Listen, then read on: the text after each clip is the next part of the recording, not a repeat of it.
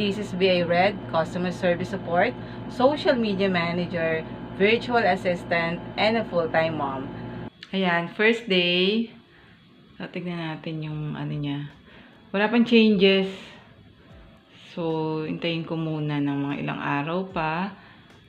Yung iba dyan, kaya mukhang marami. Kasi marami rin akong nunal na maliliit sa pisngi. Yun. Tignan natin tomorrow. So, day 2. Actually, Friday, Saturday, Sunday.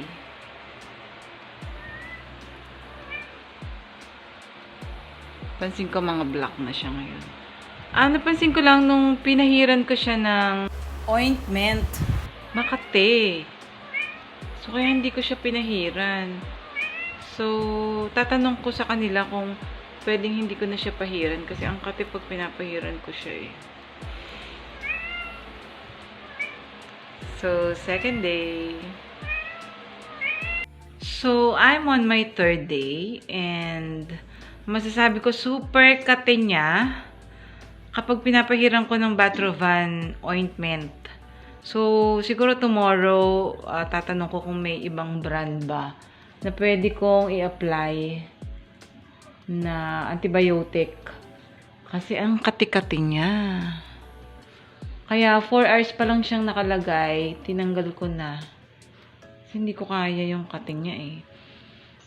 Or siguro may dapat naman ako inumin, like antihistamine, parang ganun.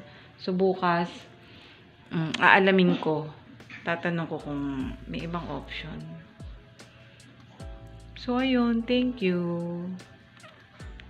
Fourth day na. Hindi siya makati kasi hindi ako naglagay ng ointment.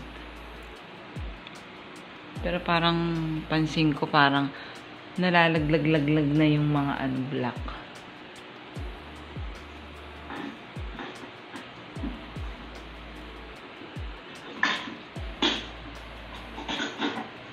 Fourth day.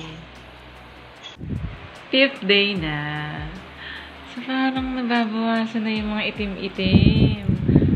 Nagkakalaglag na siya, natatanggal.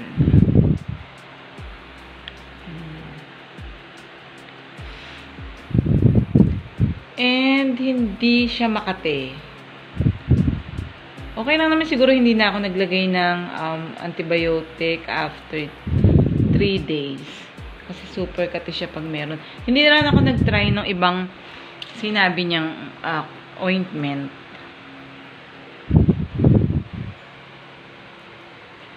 Sixth day. So, pang-6 na araw na. Yan. Parang napapansin ko, parang konti na lang.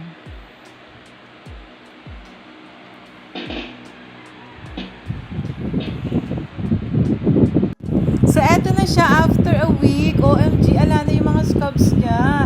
And may napansin lang ako, may part pala ng mukha ko na manipis. All this time, kala ko makapal ang mukha ko talaga. Can you just imagine? So, welcome to a day with me, Red. Ayun na nga, ito na yung after 2 weeks. Tanggal na yung mga scabs niya. And actually, 1 week pa lang, tanggal na siya talaga. So, hindi pa ako nagpahid ng ng ointment after 3 days kasi pag nagpapahid ako, ang kati-kati.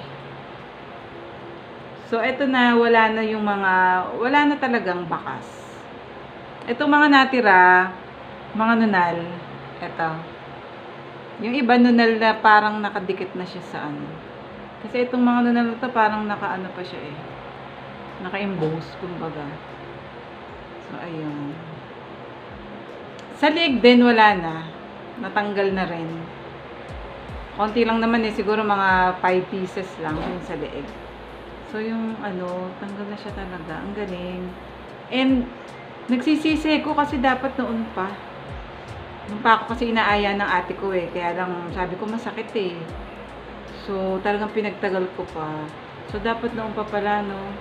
Tsaka, ang sarap pala kapag yung nagpupulbos ka ng walang mga mga warts. So, yung mga natatakot pa na magpa-coterie, huwag na kayo matakot. Tsaka, mura lang naman eh. Sulit naman siya. So, ayun na. Masaya naman ako sa resulta. Thank you!